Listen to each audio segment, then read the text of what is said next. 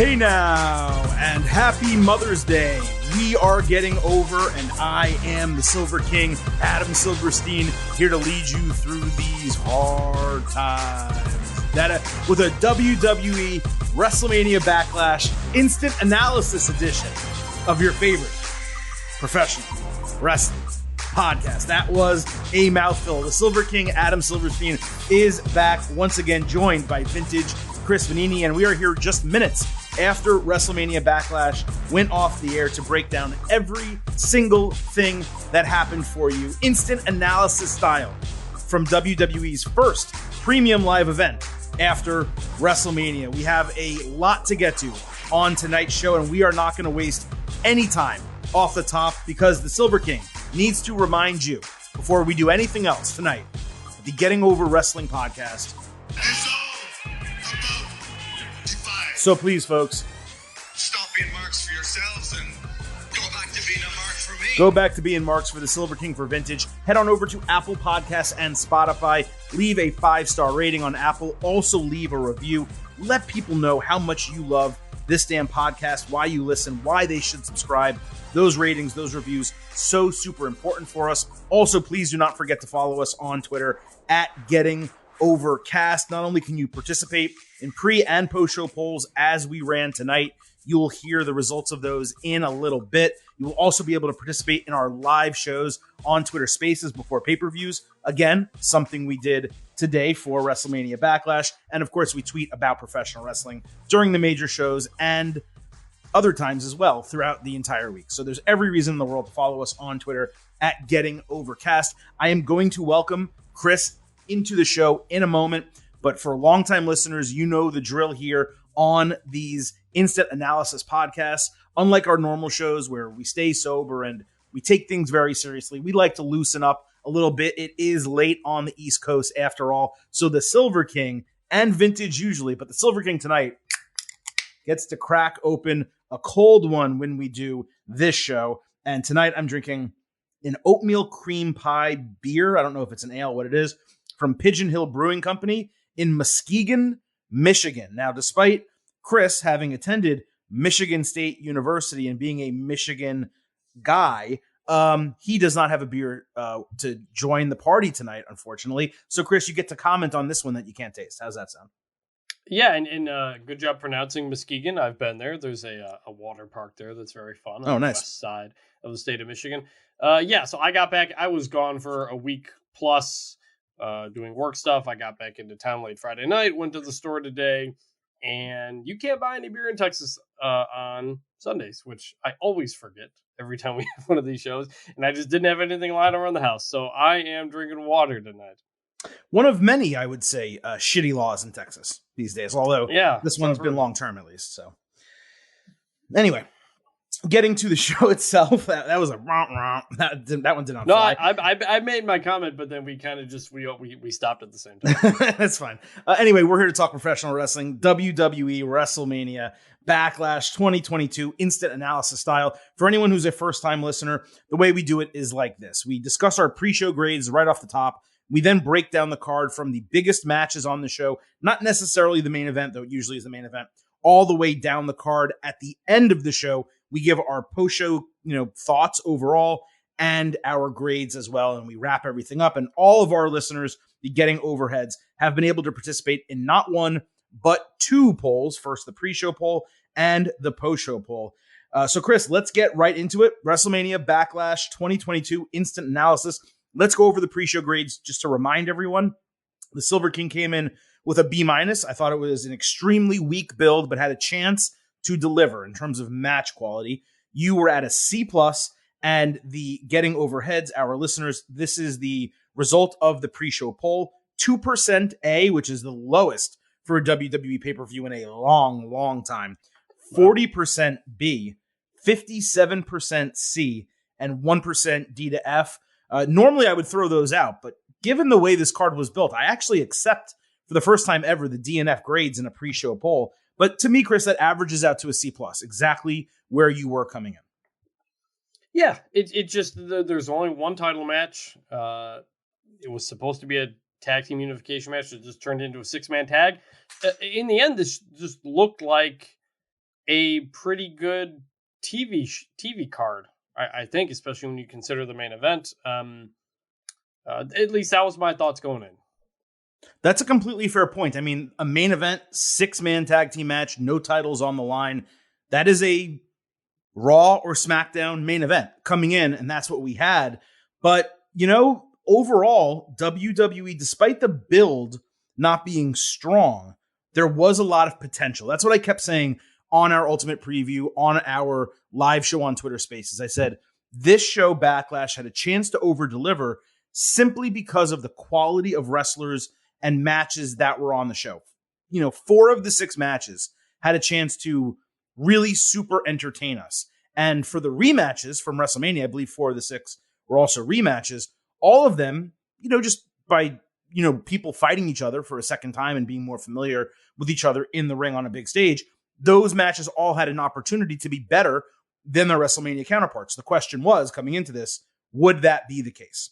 Let's find out right now. Chris, we will begin with the main event of the evening and move our way through the rest of the card. The main event was the Bloodline versus Drew McIntyre and RK Bro. I think they called that RK Mick Bro. They should have called it R Clay Bro, but whatever. Let's just keep moving on, right? Better? Yeah, that's pretty good. That's a lot better. I know, of course it is, because it's the Silver King coming out with it, not WWE. But nevertheless, let's talk first about what happened on SmackDown leading into this match, and then we will go over the match itself. We will do that for every SmackDown match, of course, on this card. We will be as quick as we possibly can. We know that you want to hear us talk about Backlash and not SmackDown.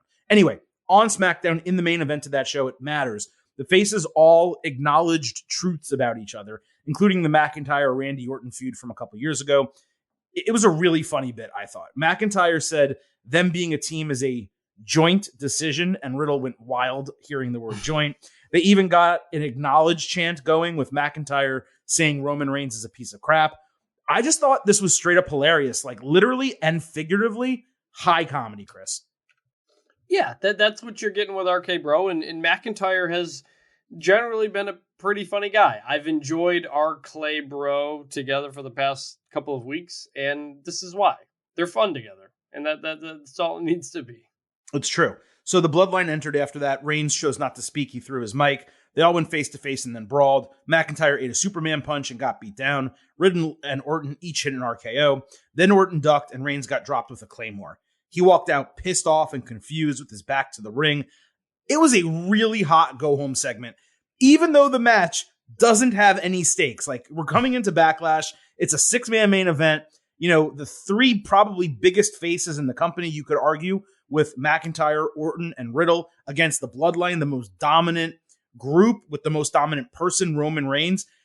But all 6 guys were so over that even though there were no stakes in the match, it felt like a big deal, and that crowd loved the go-home segment as well. And it helped the way that Roman sold the Claymore, which was like he had been just absolutely socked in the face, like wide-eyed. Just like how Brock Lesnar sold it 3 years ago. Yeah, he sold it really, really well. And that kind of got me actually interested in McIntyre Roman for whenever. So yeah, it was a good go-home. It was. Okay, so let's finally get to Backlash. And I want to give credit to WWE because between the entrances, the way they built it up with the promo package, by the time the bell rang, it felt like a legitimate main event. Again, even though there was nothing on the line other than pride in the match. Riddle hit an assisted floating bro early. McIntyre stared down Reigns while beating on Jimmy Uso. So Reigns tagged in. He walked around the ring a little bit. And then he tagged out, obviously, to Booze because, quote unquote, he's scared of him. But also in Reigns, parlance, he's doing whatever he wants because he's the needle mover. When Riddle was finally beaten down, Reigns tagged in, got involved with the Uranagi. Later, Reigns tagged himself in again because the Usos were in trouble, and McIntyre tagged himself in immediately after, so he finally got the standoff. And I thought the standoff was handled really well. The crowd was on its feet. McIntyre dominated Reigns until the Usos got involved. Then he ate a Superman punch and got dominated himself. Reigns even posed with both his titles in the ring. Reigns cheap shotted Riddle off the ring apron, and when he turned around, McIntyre caught him with a Claymore, but couldn't capitalize. They were on opposite sides of the ring. Cameras half missed it, and they never showed a replay. That was annoying. But the crowd was on absolute fire for this. Orton then gets the hot tag, and Randy Orton with a hot tag. Michael Cole is going apoplectic because he gets to scream vintage Orton on the draping DDT. He hit that on Jimmy. Then Orton tossed Jay out of the ring and Reigns ran at him for a spear. But Orton counters the spear with an RKO out of nowhere. And I just got to tell you, the last thing I expected in this match was Randy Orton hitting Reigns with an RKO. Then he hit Jimmy with an RKO, but Jay made the save in a really hot sequence. The Usos countered to Claymore with a super kick and a double super kick. Riddle was next with a hot tag and ran through Jay with a Broton, Fisherman suplex, and floating bro for a 2.8 false finish. Jay countered the RKO into a roll-up and then hit a pop-up neckbreaker. Reigns caught Orton with the Superman punch off the steps outside, but McIntyre ran him into the steps. McIntyre then tried to powerbomb Reigns into the announce table. Jimmy interrupted. Reigns put McIntyre through the table instead with a huge Uranagi and kissed Jimmy on the head for, making the save there. Riddle and Jay ran out of the ring hitting topes. They both went back inside. Riddle took Jay off the top rope with an avalanche RKO, which was insane. And then as Riddle was standing back up to get the cover, Reigns pops in, gets the tag, and hits Riddle standing with a spear for the 1-2-3 to end the match in about 24 minutes. Chris, this was one of the best WWE six-man tag team matches I can remember. It was superb, excellent, exemplary. You can pick an adjective, whichever one you want to use, it applies here. The extended sequence without tagging late, you guys know that's a pet peeve of mine. But as with other similar matches, top-tier action can overcome the rule bending. There was so much to love here.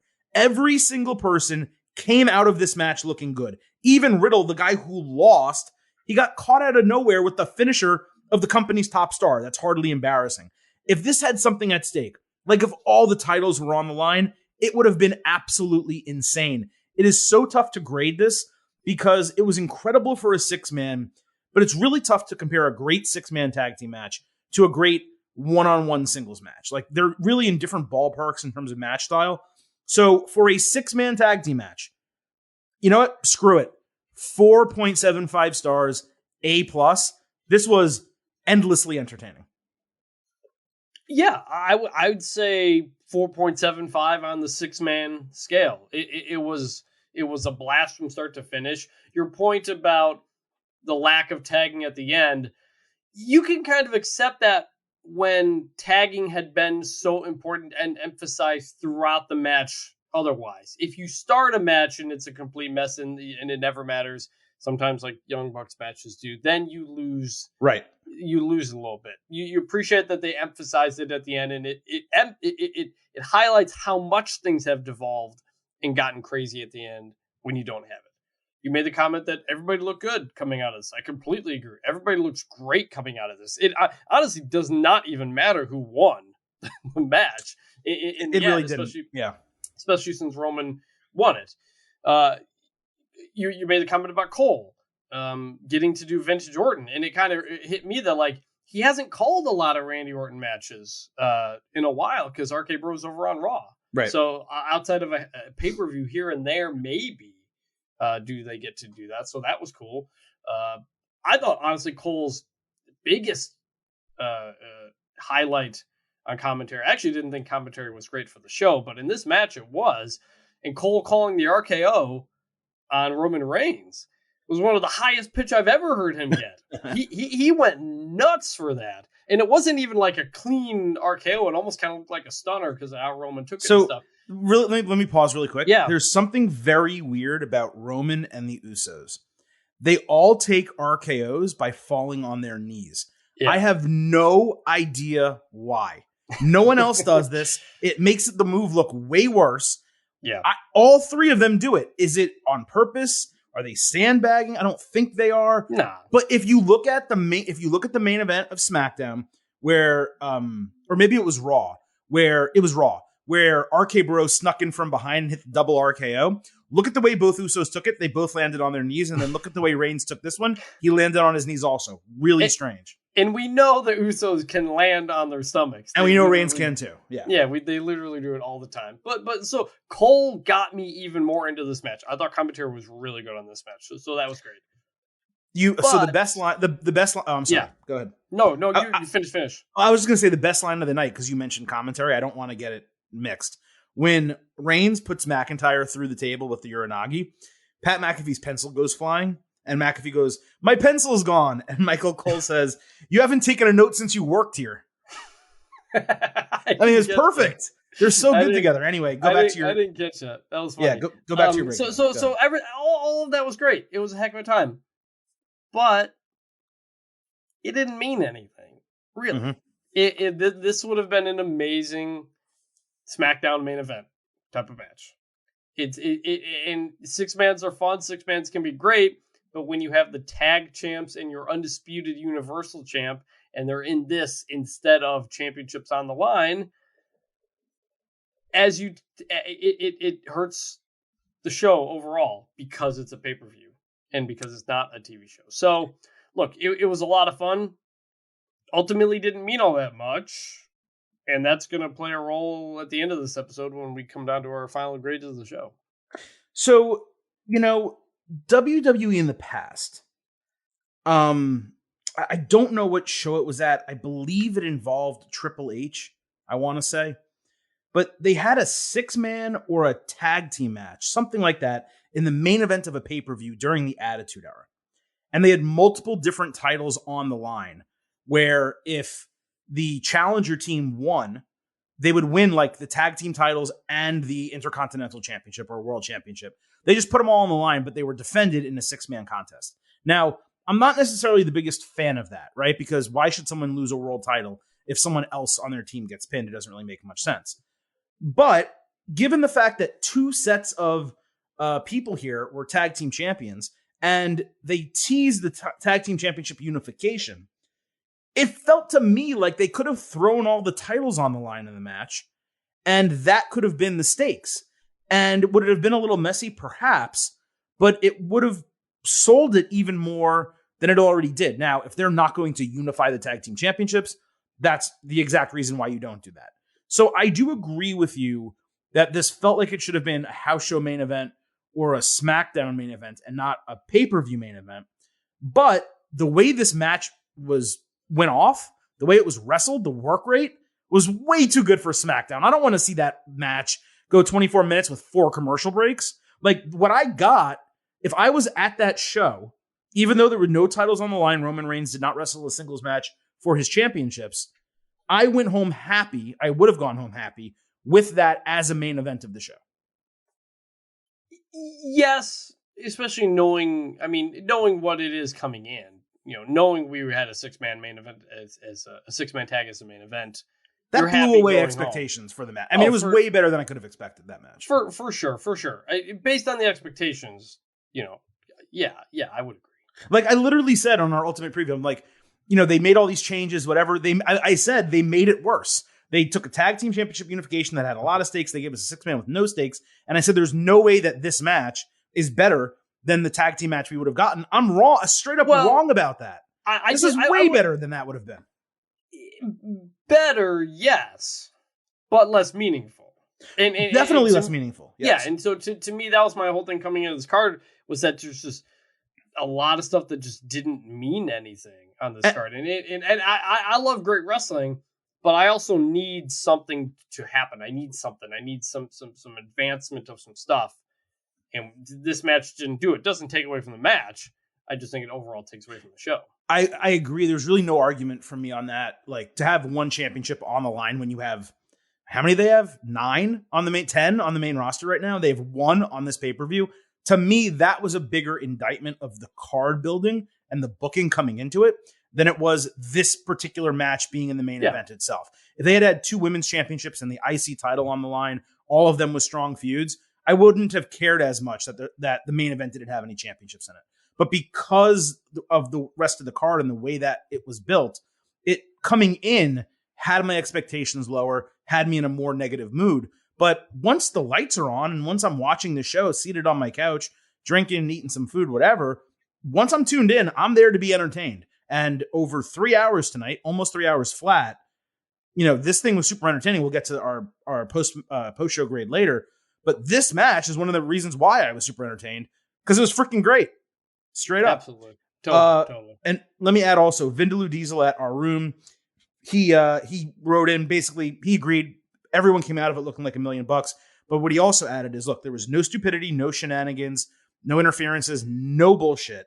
Everyone in the match was smart and good, but Roman Reigns was smarter and better.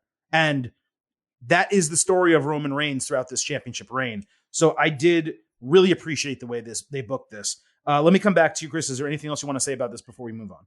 Yeah, no, I agree with that. And it was nice to see Roman take some shots, take an RKO. Oh, yeah. Take a Claymore. Like you said, we maybe didn't expect that going in. So that elevates those other guys. Not that Randy Orton needs it, but like it makes Roman Reigns feel touchable.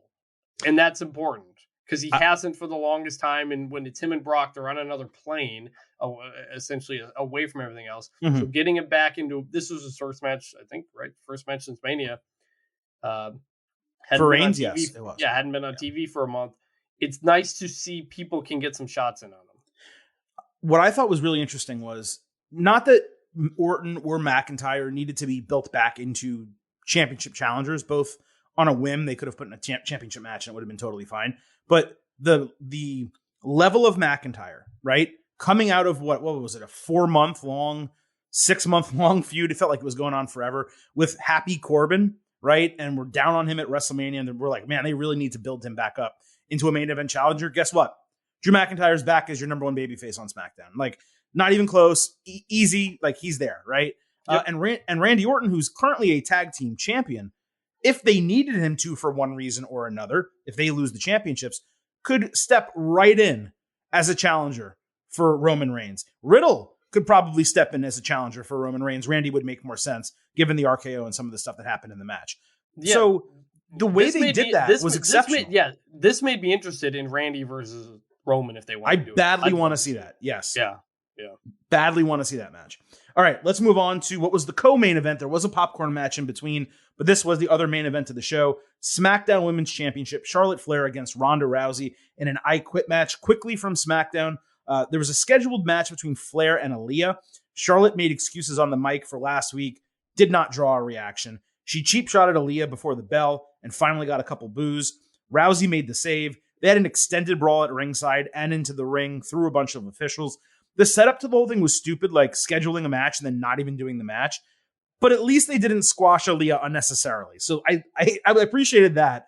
The brawl did get the crowd excited, and it was probably the best possible go-home build they could have done for the match, given it had very little heat, and we had not heard Ronda speak in 2 weeks because they've pretty much realized we can't put this woman on the mic. So for a go-home segment, it did actually get me a little bit more excited for the match, considering I was not excited at all for the match. These two are at their best when they're just scrapping it out and brawling, and in no other scenario, essentially. That is true. Good news for what the match was then.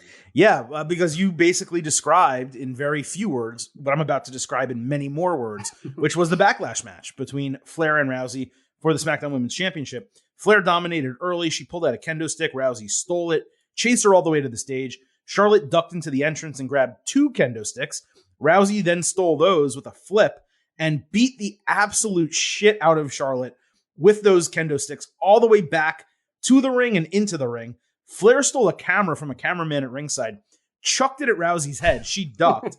They fought into the crowd. Flair put Rousey between like the railing of the staircase between like some of the arena seats and bent her backwards over, like, you know, coming up over it. But she could not get her to quit. They then did some like awkward stuff with a chair for a moment. Then Flair powerbombed Rousey really hard into the barricade. Charlotte gouged her face and ran her into the post. Rousey caught Flair going up the ropes, put her in the tree of woe, but instead of coming inside the ring, outside the ring, and locked her in the armbar on the ring apron. Flair refused to quit.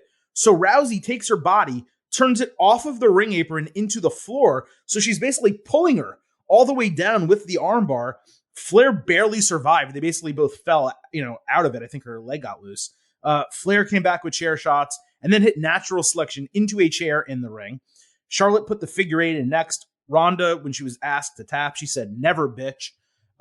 Flair then went to put Rousey's head through the chair to basically just end her life, I guess is the context of it. She said, "This is your last chance and happy Mother's Day." Rousey grabbed Flair's arm through the chair because she was reaching for her head, put her immediately into an arm bar using the chair as like a little cage. She wouldn't quit. Rousey on the mic goes, "I hoped you'd say that, bitch," and then bends the arm harder, and Flair finally says, "I quit," to a massive pop from the crowd. So I'm not a huge fan of like that arm bar where it looks like she's trying to break her arm, but really it's just bent normally and comfortably. So I always think that's weird, but that's a minor point, okay? This match kicked major effing ass. It was eons better than their WrestleMania match, which is a trend that we're going to talk about throughout this entire show. There were a couple of bumps in the road throughout, but it really was a banger. It completely captured my attention, and it more than paid off what I thought, Chris, was a really lackluster feud. Plus, it was the right booking. Rousey going over. It now makes sense. You know, Flair definitely wanted to win at WrestleMania. Rousey got to win the championship the same year. She became a mother on Mother's Day. It was the right booking. I'm going to say 4.25 stars and an A for this. If you're a quarter point lower or higher, I would accept both. It was not a top-level wrestling match. The storytelling and the action were there, and they straight up kicked each other's asses for 17 minutes. This was really freaking good. So right from the beginning, the very first move, I don't remember, it was something Ronda did to Charlotte. It felt like that they were quite snug.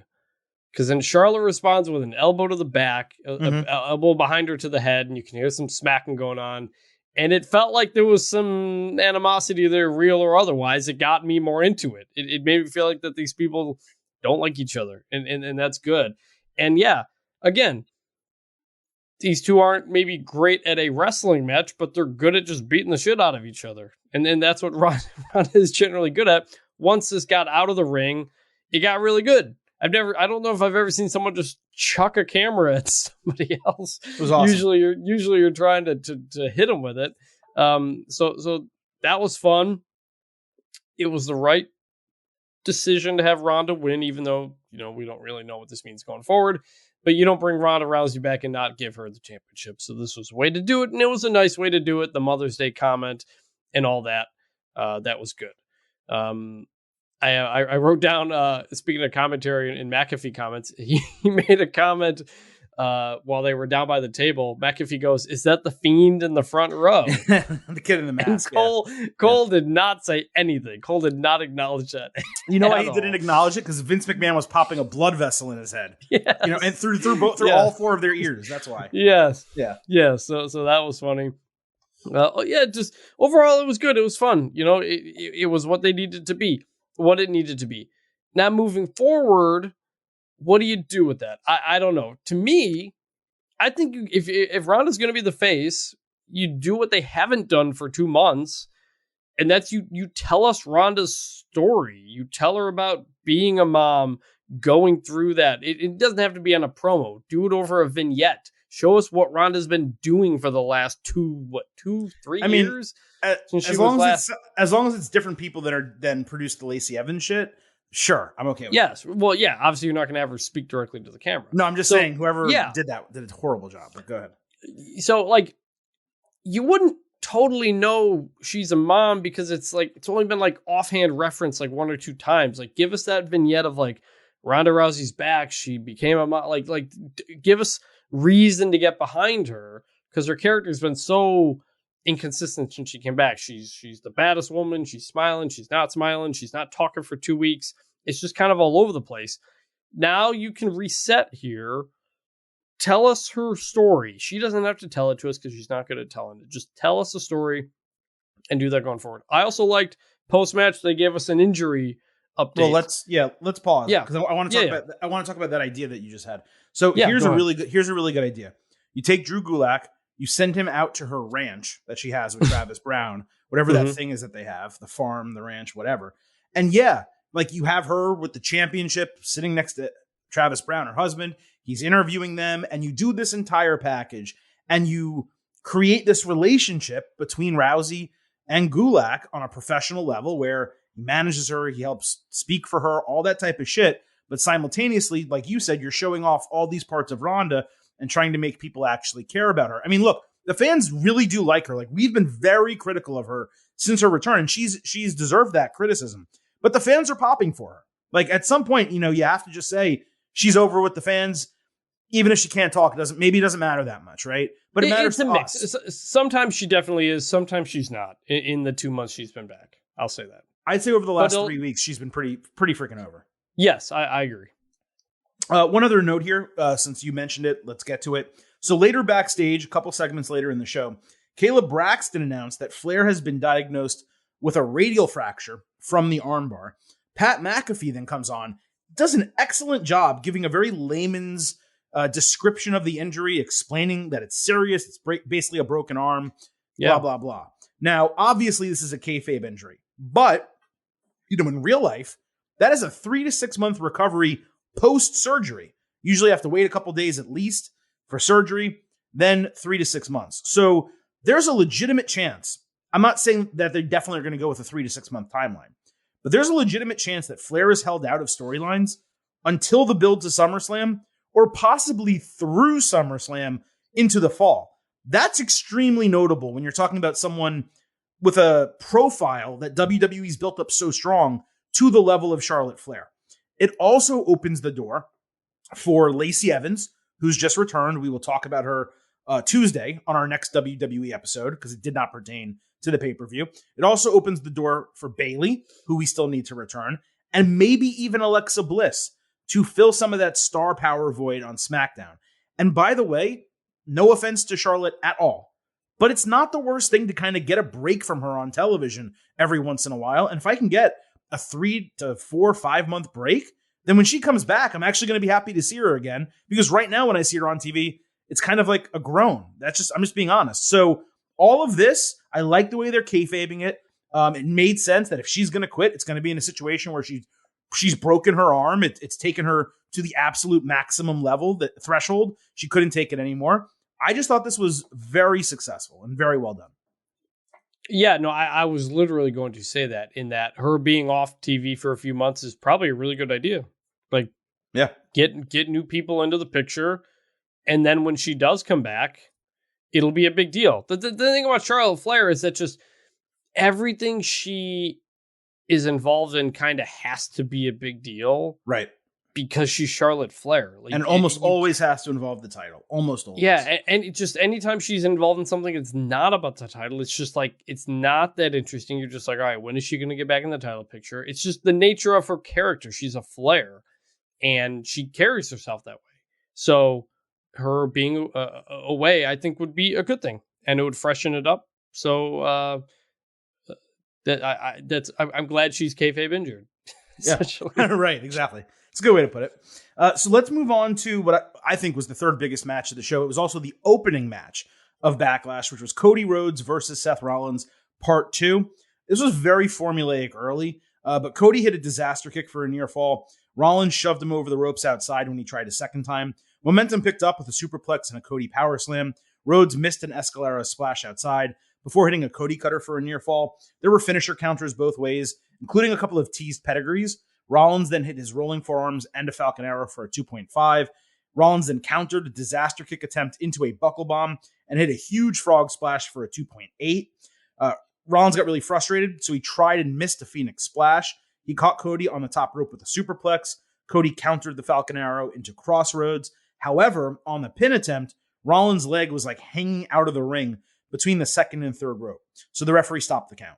Cody straight up missed a moonsault. Rollins immediately took advantage with a pedigree for a false finish. Rollins talked trash, saying Cody can't lace his boots, then measured him a little bit with Dusty's punches. Cody caught the last punch and countered into Crossroads. He picked Rollins up for a second one, and Rollins countered out of it twice. Then Rollins escaped a vertebreaker and tried an O'Connor roll, pulling the tights to try to cheat. Cody reversed that into another O'Connor roll, used the tights himself, and got the win in 21 minutes. Rollins, right after the bell, completely lost his mind on the referee. This was an outstanding match.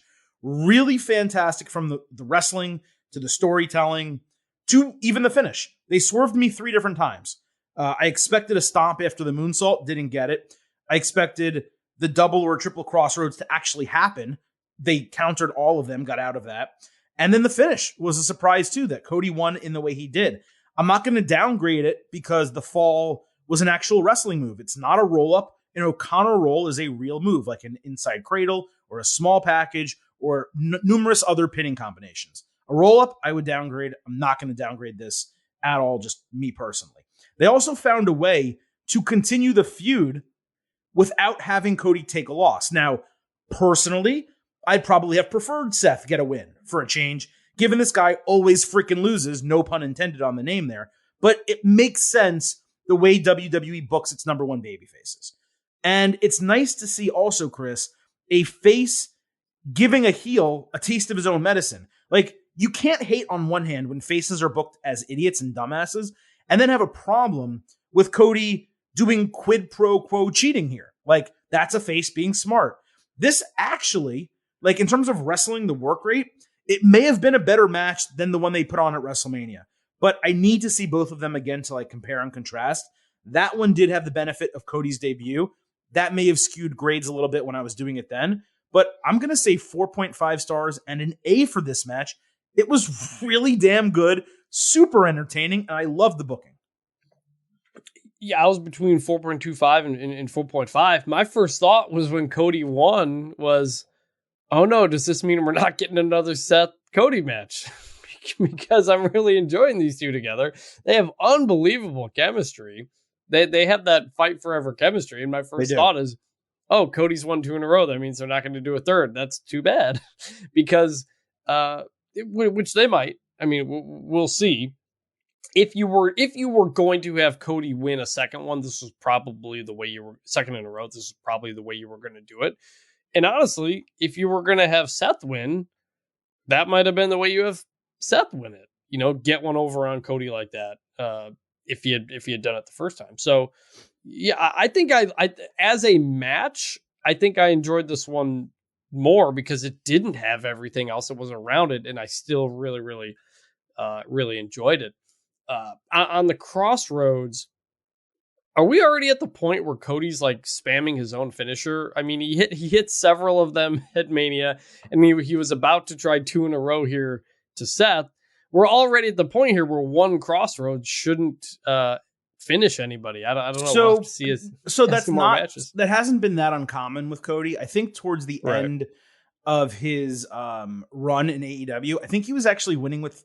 I could be wrong. Maybe it was a package pile driver or the pedigree set up but into a pile driver. He was like teasing people with it. I forget what move he was using, but he doesn't always win with the Crossroads. And sometimes when he does, he has to hit 2 or 3 in order to finish. I think definitely at least one of the TNT title match wins, maybe the one over Brody Lee, maybe also the Dustin Rhodes match. I think he had to hit a couple of them to win. So it is not a protected finisher. Like, it never really has been, but also this is Seth Rollins. So, you know, if he needs 3 Crossroads to be Sheamus, right? Or, you know, Theory down the line, then I'd be probably pretty bothered by that. But with Rollins, this is a top 2 or 3 guy in the entire company. To me, it's personally not that big of a deal. Right. I need to go back and check his Miz match to see how it finished. I honestly don't remember. But yeah, that was just my thought. I thought he was going to do Crossroads, was going to go for more, got kneed in the face, and that was going to cost him. And it almost set up that way. That would have been a great finish. I kind of wish it did, though. Yeah, I know, me too. And then they did it another way into the finish there. So it was a good sequence. I think I guess we'll see. I want these two to have another match. I don't know if kayfabe should have another match. But here's the case. The first one he was unprepared. The second one he cheated. You know, for a heel, they don't need the reasoning of I cheated first. You know, he cheated to win, right? So he has 2 legitimate gripes to get a third match. Rollins does, I would say. Yeah, I guess it's unusual that a heel has so many legitimate gripes, but yeah. Well, they're legitimate to him. They're legitimate. Again, we talked about it on the pre-show, but like we've got Hell in a Cell and then a bunch of stadium shows. So, you know, I thought Cody Rollins would be an interesting Hell in a Cell. I don't know if it's at the point of like a blood feud where it needs it, right? But either way, I want to see these guys again. Yeah, I feel like if they do this again, I'm okay with the stipulation match. I'd love to see 2 out of 3 falls. Or a 30-minute Iron Man match. I would much prefer one of those 2 at Hell in a Cell rather than force them inside Hell in a Cell when the match that we're going to talk about next and a couple others probably would be more likely to necessitate that type of stipulation. It's the best way I can say it.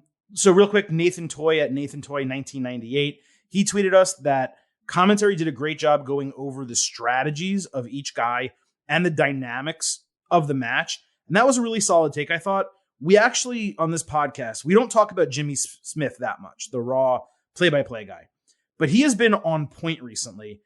And I think the entire commentary team told the story of this match really well. But back to Jimmy Smith really quick. We said this with Adnan Virk, right? We're like, you can't judge the guy right away. You got to give him 3 months. And then after 3 months, we'll judge him. And Adnan left way before that ever happened. And he was terrible the entire time. But with Jimmy Smith, we have noted occasionally that, hey, you know what? He's pretty good and he's improving. But we never actually went back and looked at him after 3 months like we said we were going to. And we're not going to have this whole huge discussion on Jimmy Smith right now. I just want to say he has totally 100% gone into the role. You forget that he's someone who's new to the job. It feels like he's been there for years. And he is a damn good play-by-play man for wrestling. I knew he was for MMA. He's a damn good play-by-play man for wrestling. Yeah, I mean, we knew from almost day one that he was a complete natural for this. I made a comment earlier that he still had to learn, though. Good. He had a lot of shit to learn. Yeah, no, for sure. He's great. He's great. I made a comment earlier on the show that commentary wasn't good. I'll take that back. Commentary was very good, except for one thing, which we're going to get into in the next match. But Jimmy Smith is great. Like he's not a guy who gets a lot of attention as you would think a Raw play-by-play guy does. But he's tremendous. He really absolutely deserves a lot more praise for the job. He's just such a natural fit that you don't even think about it. And that's actually the biggest compliment you can give him. He works really well with Corey and Byron. And the crazy part is he's still freaking learning. Yeah. Like he's still figuring things out and he's still getting a couple things wrong here and there, but you can tell he's trying. He really is. And it's impressive. So, okay, let's move on to the next match, which is Edge versus AJ Styles with the stipulation that Damian Priest is barred from ringside. So apparently I missed this before because I tweeted it. People told me, hey, I don't know how you didn't know this. He's been doing it. But Edge's new entrance begins with him saying, "You think you know me? You never did." I never caught that before. I love that. I could have sworn we talked about it as soon as it happened. In one ear, out the other. Just like slipped my mind. It's great. Combined with the actual entrance we got, which tonight included the ring announcer running down all of his accomplishments in WWE while he was making his way to the ring. I thought that was awesome. And I really think they should do that for a lot more people. Plus the video package we got coming into the match. Overall, before the match began, I thought this was the best presentation of this Judgment Day gimmick that we've gotten yet. I'm wondering if you agree with that. I wrote down amazing video package there you go. On my notes. I was way more into this because of that than I was coming into the night. And I almost tweeted again, like WWE video team, promo video team, like just continue to be the best. They are. Whenever they do these things. All right, let's get to the match. Styles was shot out of a cannon at the bell. He dominated Edge inside outside. He hit a springboard moonsault. Edge ran his injured shoulder into the post. From there, he worked the shoulder until Styles hit a Pele kick and took Edge off the ropes with a Hurricanrana while selling the shoulder. Styles also got him into the calf crusher for a while, but Edge broke it twice. Edge got run into a turnbuckle without a pad. I completely missed how the pad came off, but he also speared. You want me to tell you? Yeah, sure. Tell me. Yeah. Edge was chest first into the turnbuckle. I think AJ might have rolled him up from behind or something like that, like grabbed his waist, and Edge pulled off the turnbuckle with him. Oh, okay. Cool. Okay, so he got run into it, so it was his own fault for pulling off the turnbuckle pad. He then speared Styles, but there was a delayed cover, so he only got a 2.5. Styles countered a second spear with a knee, hung Edge on the top rope, and picked him off with Styles Clash, but he also had delayed cover, couldn't get there. That led to a 2.5. Styles went to the top rope when Priest came down. Finn Balor attacked him at the bottom of the ramp. They rolled into the ring. Styles was ready to strike when he got pulled off the top rope by someone wearing all black. Edge locked the crossface in immediately, and then he moved the crossface into like a bulldog choke and won via knockout in 16 minutes. So let's start with the match. We'll talk about that, and then we'll get to the post-match. Huge improvement, I thought, from what we got at WrestleMania. The shoulder injury created intrigue. It also set Styles off as a true underdog in the match, and that's He really wasn't an underdog going into WrestleMania. That helped the storytelling. The wrestling was better also. I was actually headed for a low A grade on this. But the interference finish has to be a deduction, especially when a guy barred from ringside makes his way to ringside and then into the ring. Now, Balor forced him into the ring. So the referee not calling a disqualification, I'll buy it. But it probably should have been a disqualification when that's a stipulation of the match. And it was completely unnecessary for the way they finished the match to actually have them go into the ring. That didn't need to happen. Why not have them fight at the top of the ramp and not get to ringside? That distracts Styles. It distracts the referee. And it doesn't break the stipulation. But this did finish exactly like I expected. We talked about it on the Ultimate Preview and the live show on Twitter Spaces. This was a borderline A-B+, but I'm going to lean 3.75 stars and a B+, because we didn't get a clean finish and they broke the stipulation. That's a full half-point deduction on my scale from 4.25 to 3.75. So this match started really hot, and I was really into it. It felt like it had an energy and a pace that the first match never really had. But then it really slowed down. The crowd lost interest. Edge kicks out of the Styles Clash, and the crowd barely reacts to him kicking out of the frickin' Styles Clash. I don't know how many people in WWE history have done that. And right before that, Edge runs into, essentially spears himself into the turnbuckle. Doesn't lose on that, which was kind of surprising. That and the Styles Clash didn't lose, which I thought was interesting. I think I almost would have rather AJ got speared and pinned rather than the choke out, just because when you have interference like that, you want kind of an interference bang bang finish type of deal. Although I guess it's kind of, we got in WrestleMania, so maybe you didn't want to do it again. But so the interference happens. Well, we'll stop there because I assume we want to talk about. Yeah, I want to break that down. Yeah, but I'll just say it was a really fast start. Then it got really, really slow, I think, and then the match, and I probably give it like a 3.5. I for whatever reason, I'm not loving these two together. Yeah, I mean, I think the criticisms that we gave it and others gave it at WrestleMania were justified. I disagree. I just disagree with you here. I really enjoyed it. The reason why there wasn't large pops is because it was a delayed cover.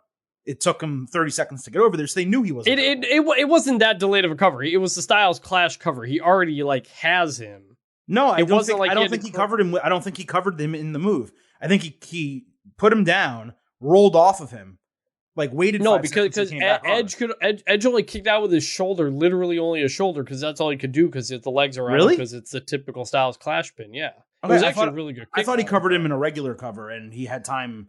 I wrote down that it was delayed twice. Maybe I missed it. Maybe I got it was a little delayed. It wasn't that delayed though. It was maybe 5-10 seconds. So sure, no, that's fair. But also, don't forget the Styles Clash is his secondary finisher.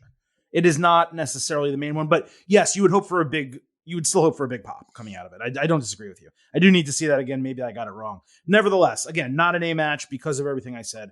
I went to the B+ range. So after the bell, all right, the mystery person climbs into the ring, gets on one knee.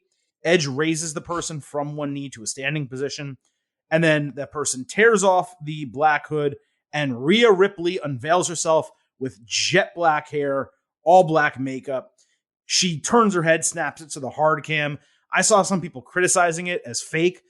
I loved it. They just because it's wrestling, they know where the hard cam is. Like when you're in an MMA fight, you know where the camera is. You see it right in front of you. You can snap to it. So I love that she did that and faced the camera. Then she and Edge are standing there manically laughing. They raise the arms. I thought it was a great sight. It was produced perfectly. Given Rhea's size and like the way commentary teased everything, I bet everyone thought it was a man coming in. She was wearing baggy clothes on purpose to make you think it might be a man. That made it even better. They looked incredible next to each other. The slight changes to her look really sold the aesthetic. I'm psyched for Rhea getting this opportunity. Having a woman of equal stature in a group like this, when is the last time that's happened? I really thought about it from when this happened through the end of the show, and I cannot remember a woman of world championship stature, meaning someone who could has been champion, women's champion, or can be women's champion, and is one of the top women in the entire company. I cannot vividly remember someone of that caliber being in a group or faction on the main roster since China in D-Generation X, at least in WWE. Now, I could be wrong. Please tweet me if I'm wrong and there's someone that I'm missing. But my first thought is it's not the same level, but Alexa Bliss and The Fiend kind of being not even close. That's not a group. It's not a group. But I'm just trying to think of a time they added a woman and it was elevated. I'm just thinking off the top. No, that's fair. I mean, he was a main eventer. She was a main eventer. So it gets you there. But I mean, freaking China, right? So it makes me far more interested in Judgment Day to have a woman, especially Ripley, with them. Given you guys know I love factions, I hope that there's at least 1 or 2 more additions to come. And by the way, dude, it also gives us the potential. Think about this match. AJ Styles, Finn Balor, and Liv Morgan against Edge, Damian Priest, and Rhea Ripley. Like, that's a freaking banger. I'll book it myself. It's going to be incredible. So there are so many different things that they can do with all of them. She looked great. He looked great. I loved the addition. And I loved that they had a woman interfere in a men's match to the degree where it mattered and directly factored into the finish like this. And they didn't give us, let's make believe Ciampa's going to join them as well. They didn't give us Ciampa now and just have Rhea, beat down Liv on Raw and then join Edge. You know what I mean? Like, they had her do something that actually mattered on a pay-per-view. I loved it. Rhea did a great job. I thought it was going to be Ciampa because we see the figure and it's like, kind of like slumped over and small. Like, Rhea's a big person. It was like slumped over and small. She did it perfect. Looked pretty thin with baggy clothing. I was like, we all thought it'd be Rhea Ripley, but maybe it's not Rhea Ripley. I'm actually kind of really interested in who this is going to be. And obviously then it was Rhea Ripley. I thought she handled everything great. I liked the hard. I was actually surprised because she's like taking the stuff off and I'm like, oh no, she's not facing the hard cam. Is that a problem? And no, they did it the right way and she turns. I loved it. I thought that was a great way to do it. And then, speaking of WWE cues, and this is what I'm going to get into commentary, Byron starts saying, who is he? Who is he? And that's a tell to me because WWE never uses those kinds of pronouns. Like, they are told to use specific names, Edge, AJ Styles. They never say he or him. That's like a big thing with WWE on commentary. So I'm like, oh, he's saying he. That means it's not going to be a he. It's probably going to be a she. And it was Rhea Ripley there. But so the match and there's the interference and the match ends. And commentary starts talking about Edge winning and what this means for Edge and blah, blah, blah. And their initial reaction is not, wait, who the fuck just interfered in this match in his this black dressed person doing this? Like, they weren't like what the hell is going on here? They were just like, oh, it was interference and Edge won. How about that? And I was like, you guys got to be more like frantic about this. And then Jimmy Smith, when Rhea Ripley turns around, Jimmy Smith, who was great, we just talked about it, but he goes, Rhea Ripley, as like it was a game show announcement. It was really jarring to the way he said it. And then nobody said anything else. Nobody's like, why did Rhea Ripley do this? What is she doing here? Like, it was just like, that's a mess. Rhea Ripley's part. It was like, Rhea Ripley, she's with Edge now. Man, this is pretty scary. Like, don't do that yet. I need the urgency. I need the like, sure, what the heck just happened energy in that moment, not the hype them up to be scary. We'll get to that. Sure. When we get to the show, Rhea did great. I think it should have been presented better by commentary as a crazy type of thing.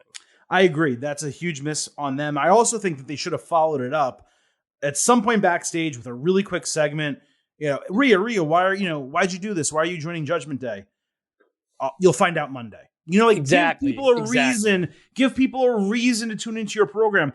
I don't remember a single thing that happened on this show where they reminded you to watch Raw tomorrow night. This isn't SmackDown 5 days away, 6 days away, where it's tough to kind of say, hey, don't forget 6 days from now to watch SmackDown for Roman Reigns. Raw is tomorrow. Yes, there was both no building for future things coming on the show, nor looking back. The only one was the announcement of Charlotte Flair's injury. Right. That was the only acknowledgement. They had a Paul Heyman Usos thing apparently on the kickoff show that they got back to later. But instead of I miss the days of pay-per-view starts and a limo rolls up and Vince walks out and is like, oh man, this is going to be a crazy night. Like, here we go. Going down tonight. Yeah. You're like, right. Are you checking on the champ, getting ready for the title match throughout the show? Like they don't do it anymore. Like why can't Theory be watching the show with McMahon back in his office? Yeah. You know, talking some shit. Ali backstage doing something like, again, I'm not trying to poke holes in the show. This was a very, very good premium live event, but there are some of those elements that could take it from being really good to great. And sometimes just remembering that this is an active environment and there's people backstage who aren't participating in the show who are there.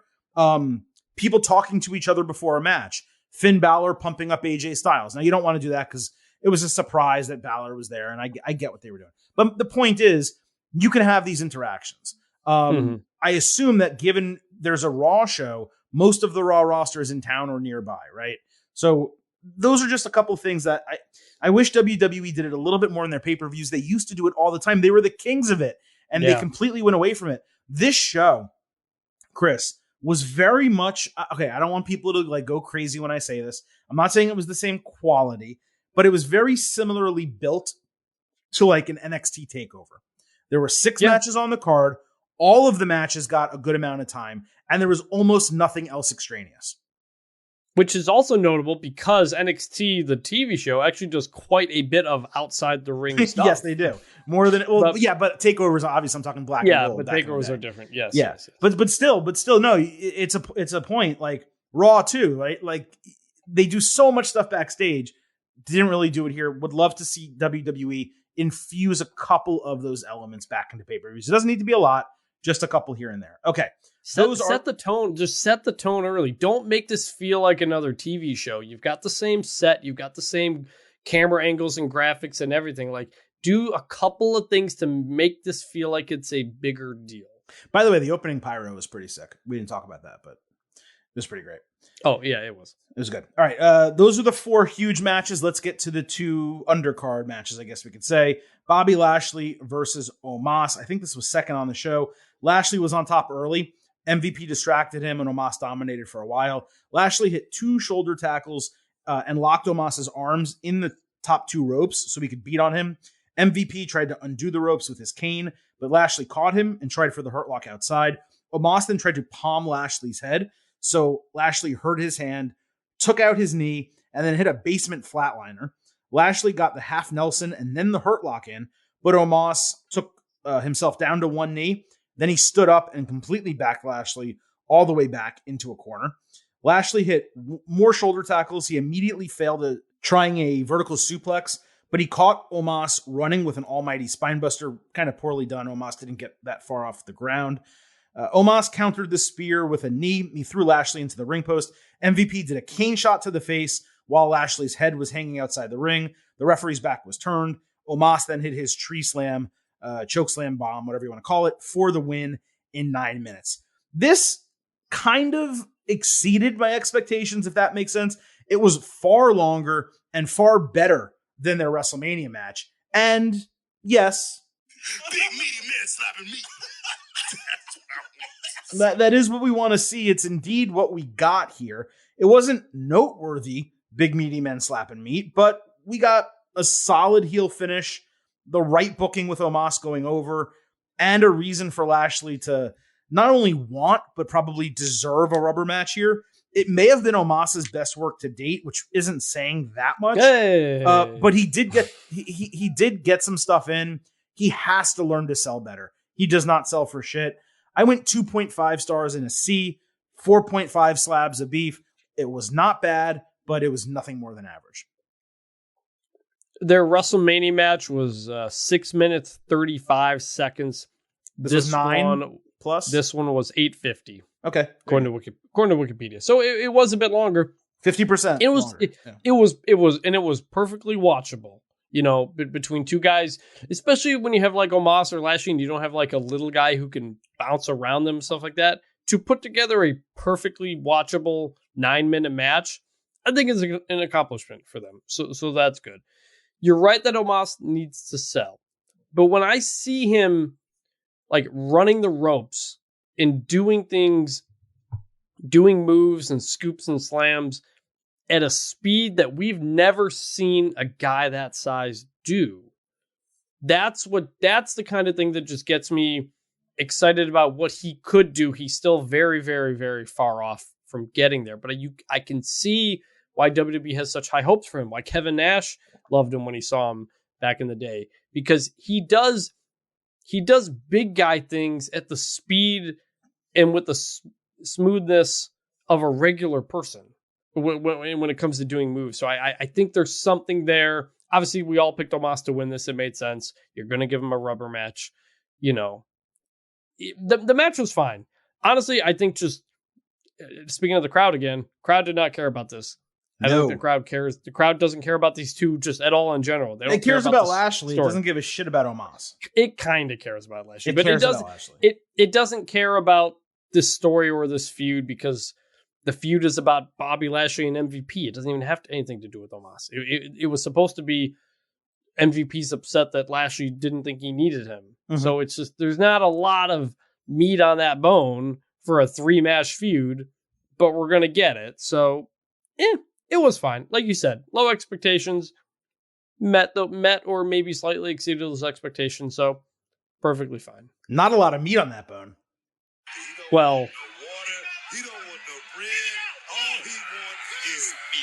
all there is meat on those bones, man. There's literally a lot of beef flying around out there. There's a lot of beef flying around out there in the ring. There's a lot of beef out here. There was indeed. Lastly on this, so look, apropos of nothing else, this is just something I thought during the kickoff show, during the match also. Why the hell isn't Apollo Crews part of this? Because Crews is being booked as Nigerian royalty. That's his gimmick. They're now calling Omos the Nigerian Giant. Now, just because two people are from Nigeria doesn't mean they have to be together, but it makes a million times more sense for Omos to be with Crews and have MVP as the spokesman for both of them than Commander Aziz, who does nothing and doesn't help Apollo at all. If you were able to put Crews with Omos, then Omos would not have to be front and center so much from a wrestling standpoint. He could hide some of his rough patches competing in the tag team division instead of singles. Crews is okay on the mic. MVP would be a huge upgrade for him. It would help reestablish him after he's kind of been completely knocked down multiple pegs since the return to live crowds. I would 100% make that move as soon as possible. Look, why don't they use X? Could be said about a million they're people literally saying he's a Nigerian giant and this guy's a Nigerian royalty. Yeah.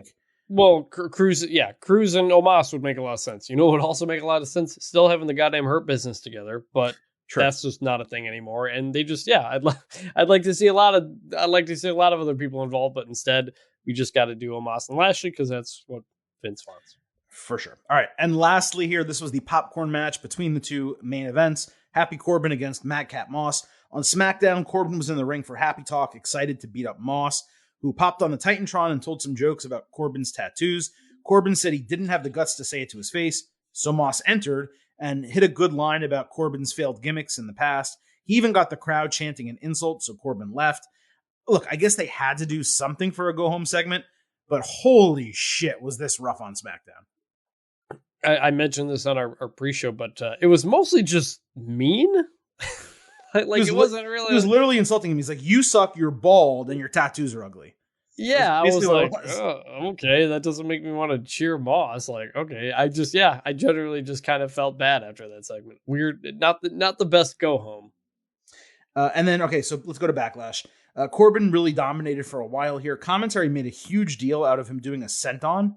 It's like noting that he expanded his repertoire. I mean, okay, I guess, sure. Moss came back with some offense, but Corbin countered the punchline into a lifted Uranagi for a near fall. Corbin caught Moss with a deep 6 for a 2.9 false finish. Moss eventually caught Corbin running with a sunset flip pinning combination for the win in 9 minutes. This was so boring when it started. It did pick up significantly down the stretch. Pat McAfee shitting on Corbin in the finish was hysterical. I'd have gone with Corbin winning, especially since it seems like they're going to continue this feud by not having Moss win very decisively. In fact, they could have done the same finish the opposite way. Just had Corbin win via sunset flip pinning combination. It was strong overall. I'll say 2.75 stars and a C+. Nothing bad about it. Not a pay-per-view quality match. literally the same feud thing for that matter. Sorry. Yeah, we both picked. I think we both picked Rollins and Corbin to win. We did. And instead, while also noting that some faces got to get some wins on this card somewhere, so they essentially did the heel finishes just with the faces to do that with Cody and Madcap Moss. I gotta say, that sunset flip pin might have been the cleanest one I've ever seen. It was so incredibly smooth. And Moss got his feet in there, his legs in there to keep Corbin's shoulders on. I thought, like, that jumped out to me. I was like, holy crap, that is an incredible sunset flip pinning combination that is a roll through 99% of the time in WWE. So that jumped out to me.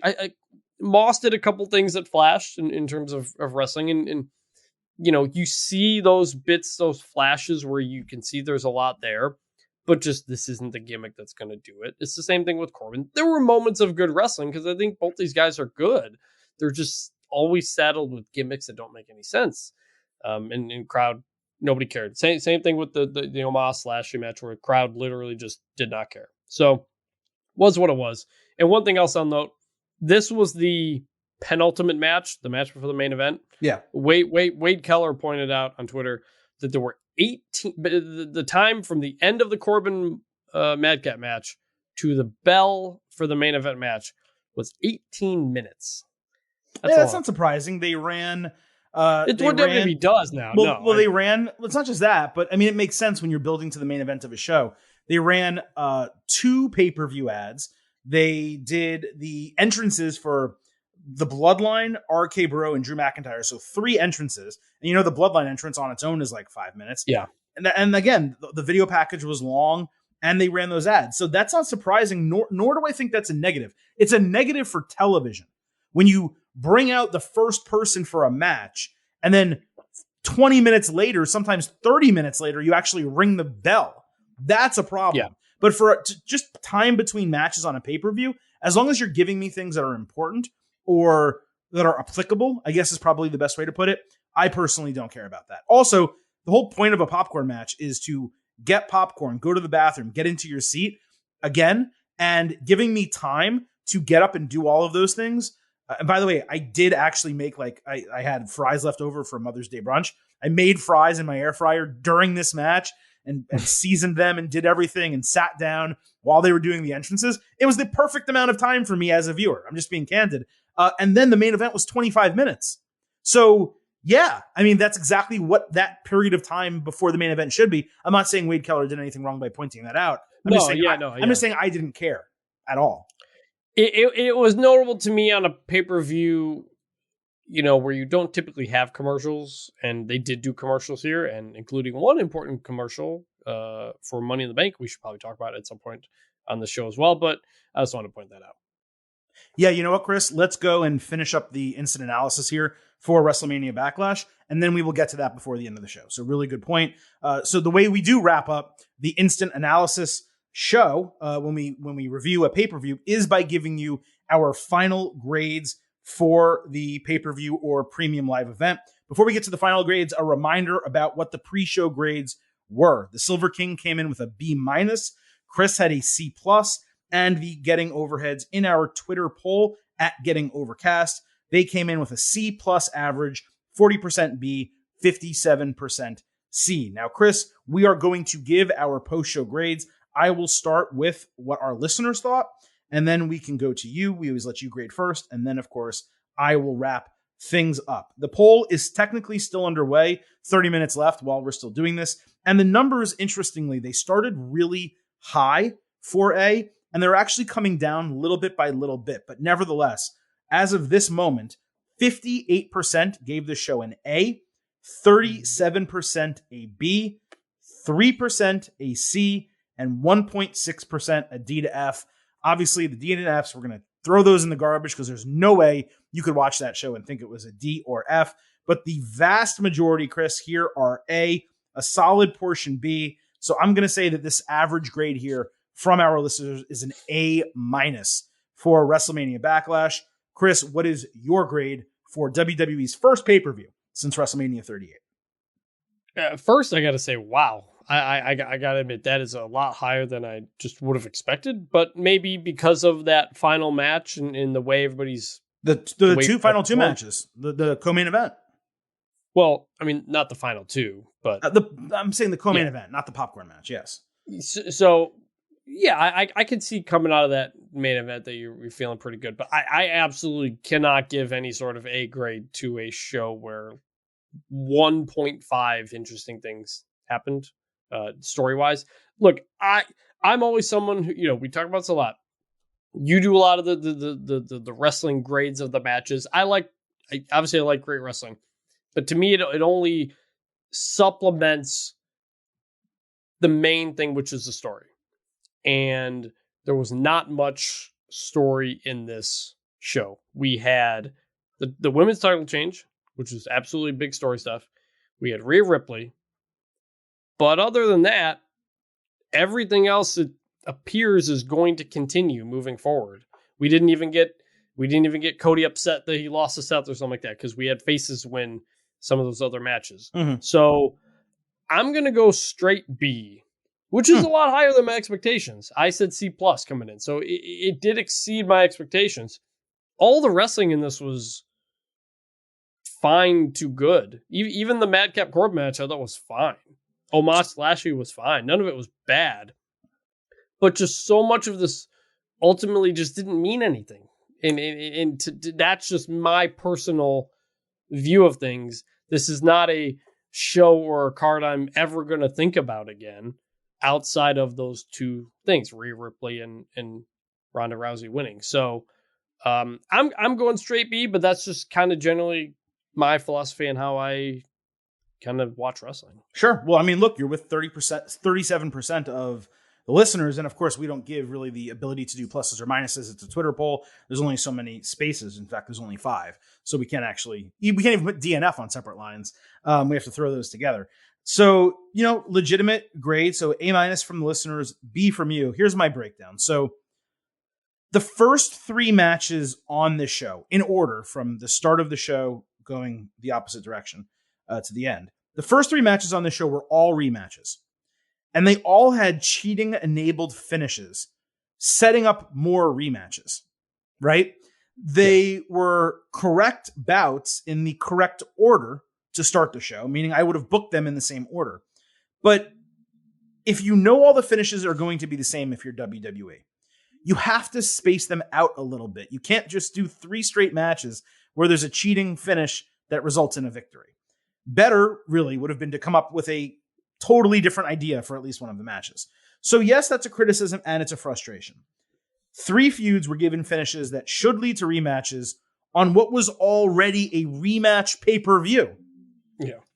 But I actually think all 4 WrestleMania rematches on Backlash were better than their WrestleMania equivalents from 1 month ago. That is very tough to do for one match, let alone 4 on a single show. And then on top of that, you had Ronda Rousey and Charlotte Flair. That was a straight up banger. And the main event, which was an absolute blast, that anyone who likes wrestling, you could throw that match on and they are going to be sports entertained. Beyond that, honestly. This is what I said on the Ultimate Preview. The build for Backlash was so weak and boring in parts that it did not have me excited kind of coming into it. But it also left a huge gap where it could then exceed expectations. And that's exactly what happened tonight. It blew away what I expected from this show. Now, my question is, do I align with you and go up 2 grades from my expectation, which is what you did? You went from a C+ to a flat B. Or do I go 3 grades to an A-? And that is where I'm struggling to make a decision. Because on one hand, you have 1/3 of this card, the Lashley Omos match and Corbin Madcap Moss match, that I just did not give a shit about. I gave both of those C's, one a C+, one a flat C.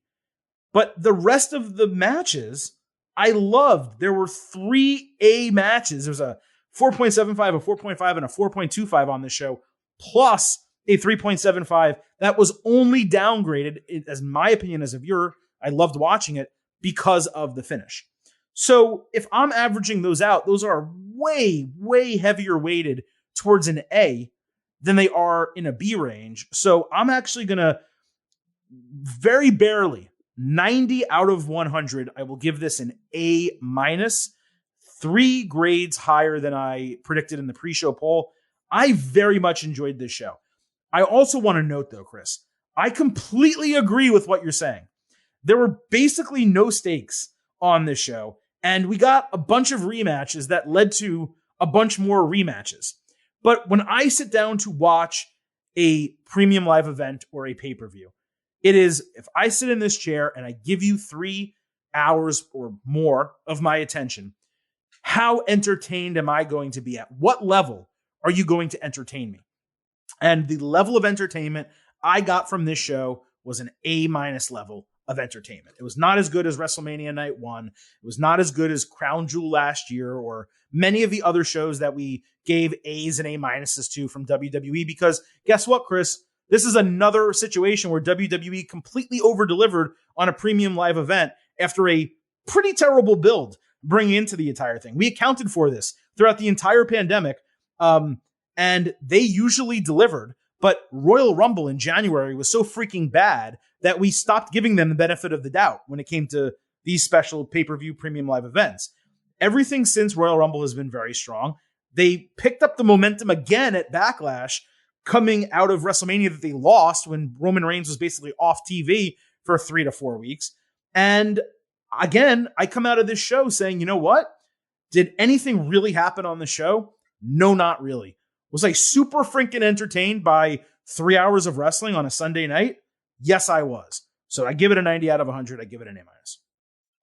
I think that's it right there. Was I entertained? Yes, very much so. That basically sets the floor for B minus B type of range. But then are you giving me anything more than that? And we kind of got like 1.5 of those. And that's where it just puts me at a B. So sure. It was, look, it exceeded both of our expectations, and very much credit for the wrestlers to a similar level. We just started at different places. Yeah. And absolutely credit to the wrestlers in the ring who all pretty much delivered in some way or another. Exceeded the expectations we had. So it just comes back to the storytelling, which was inconsistent. Look, 2 weeks ago, this was supposed to be a tag team unification match, and they just decided, we're going to throw Roman Reigns on this show. So WWE's really got to get consistent with the storytelling and make things make sense and start telling these stories that are more than just rematches. So we'll find out how that goes starting Monday. For sure, because we have 4 more weeks now into WWE Hell in a Cell, and we have 2 months until WWE Money in the Bank. I'm going to get to that in 1 second. Real quick, Steven at Shibby372 wrote in, WWE went 6 matches, gave them all time to breathe. That's the way to do it. I hope they stay with this formula. I do too. This is how you do a pay-per-view, the match card generation, the order in which things were done, the amount of match time. We talked about it at WrestleMania, Chris. All those matches felt like they were rushed on that show, especially on night 2. Just felt like most things at WrestleMania did not get enough time. Everything got time tonight. Even the 9-minute match, that was more than enough time for that match. Like, it didn't need to be any longer than that. Corbin and Moss, it was more than enough time for that particular match. Everything else, nothing felt rushed. Nothing felt delayed or extended. And the main event, it went 24 minutes. It did not feel like a 24-minute match. It was very, very good. So let's look, real quick. Look, sure. I mean, not counting Mania, Elimination Chamber had 6 main card matches. Royal Rumble, 6 matches. Day 1, 6 main card matches. That's a good spot where they've been hitting. Where very good. Yep. You don't hit them with a ton except for the stadium shows. You give these matches some time and let them breathe. It works. It's just, I think on typically on these cards, you're getting more consequential matches. And I think Mania, if memory serves, had 7 one night and 8 the other, and they were just short. And because there were so many other extraneous things that they added to those shows that they didn't want them to go on forever, but they did. They were still super long, but they had 7 or 8 things, and it just whatever. But it is very different when you have a card like this, you have like an 11 match card. Now, look, AEW only does 4 pay-per-views a year, 5 this year with Forbidden Door. But man, those 11, 12 match cards that go on 5 hours, they're killers. They just are. They really exhaust you. This all just felt like a really nice, tight package. It all really worked well together. So look, I mentioned Money in the Bank. You mentioned Money in the Bank. There was a little bit of controversy that's come out on social media primarily, and probably maybe even a little bit of confusion from fans, given the video package that we got for WWE Money in the Bank, which I think is happening July 4th weekend at Allegiant Stadium in Las Vegas. Cody Rhodes did a video package promo for it from the field at Allegiant Stadium. There were fireworks going off and a bunch of language. But the key line that I think, Chris, you want to talk about is when Cody said this, and I'll let you talk first, and then I'll tell you why I think people are blowing this out of proportion. But the line he used is, quote, "One lucky male and female superstar will win the chance to main event WrestleMania by winning Money in the Bank." So, go ahead, tell me what you think when you hear that, or what other people are saying, and then I'll kind of come on the back end and tell you what I think here. It was jarring because we've never heard Money in the Bank described that way. With WrestleMania attached to it. Yeah. We've never heard it directly linked to WrestleMania, especially since it's 8, 9, 10 months away. 9 months. It's 9 months after, away. After Money in the Bank. So that jumped out. The other part that jumped out was that it was Cody doing this, and we know he's making a push for the WWE Championship. So it kind of felt like a setup for Cody to win Money in the Bank with his plan to use it at WrestleMania. I mean, that's how everybody took it that I was seeing on Twitter. Everybody's wondering if this is replacing Royal Rumble, which I don't know if I'd go that far, but when you say it that directly in your very first Money in the Bank commercial, it's very deliberate. And I don't think it was it seemed to me pretty clear what they were saying. We'll have to get more clarification as we get closer to Money in the Bank.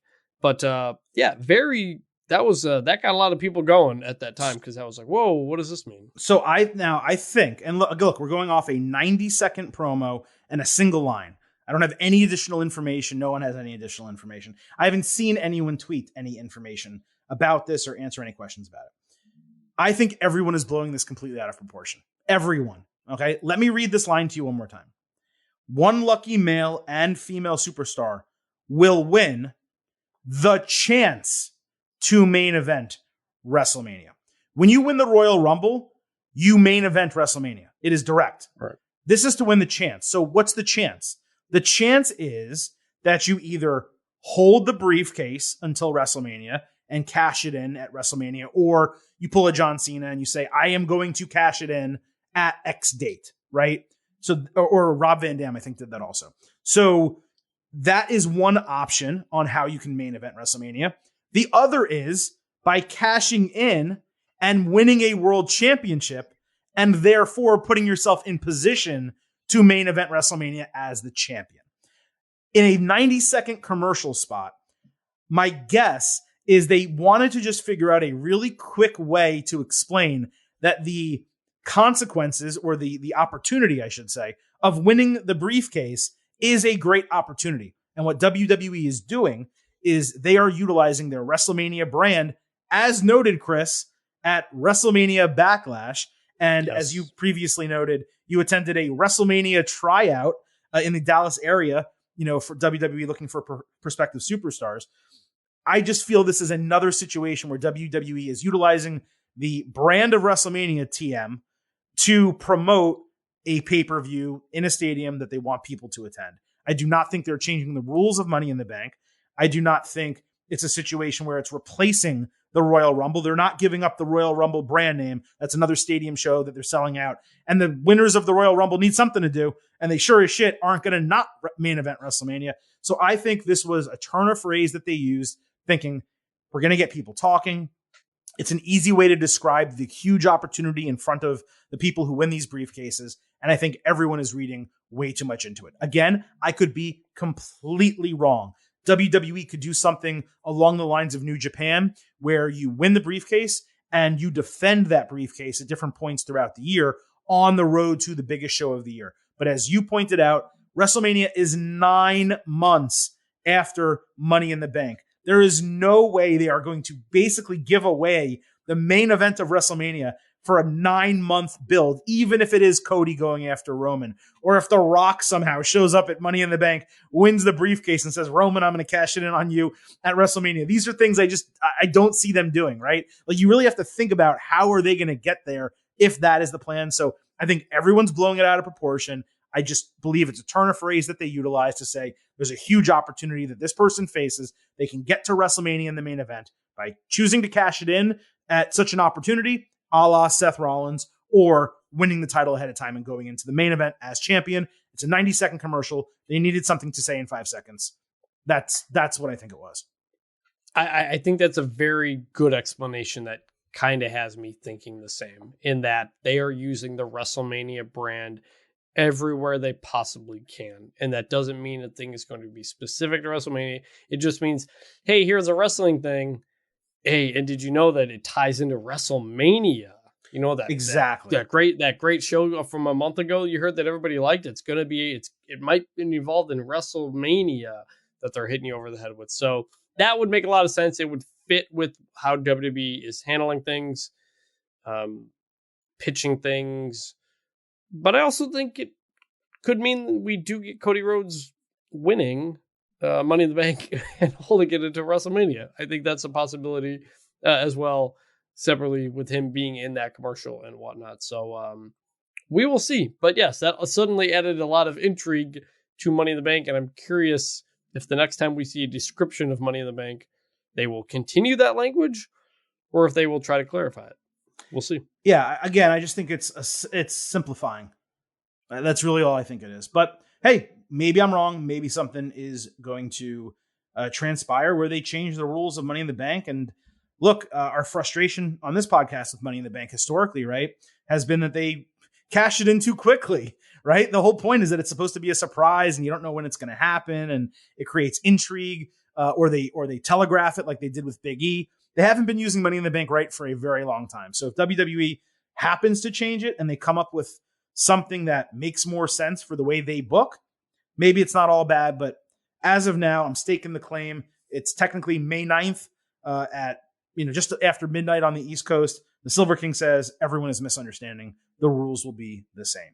But that is it, Chris, for this edition of the Getting Over Wrestling podcast, the instant analysis of WWE WrestleMania Backlash. I really appreciate everyone being with us so soon after the end of this premium live event. This is what we do here on Getting Over. We give you instant analysis, not just for pay-per-views and premium live events, but for major breaking news as well. Luckily, we have not had much of that in a long time. That is a good thing usually.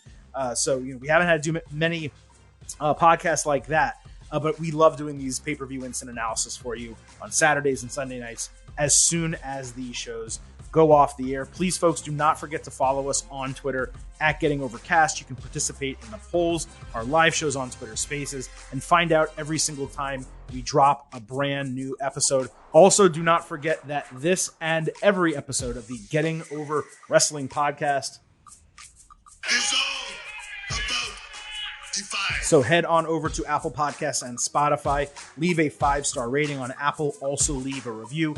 Let people know how much you love the show. Those ratings and reviews help us immensely. Please take 10 to 30 seconds out of your life and do that for us. We will read all the 5-star reviews left for us right here live on the show.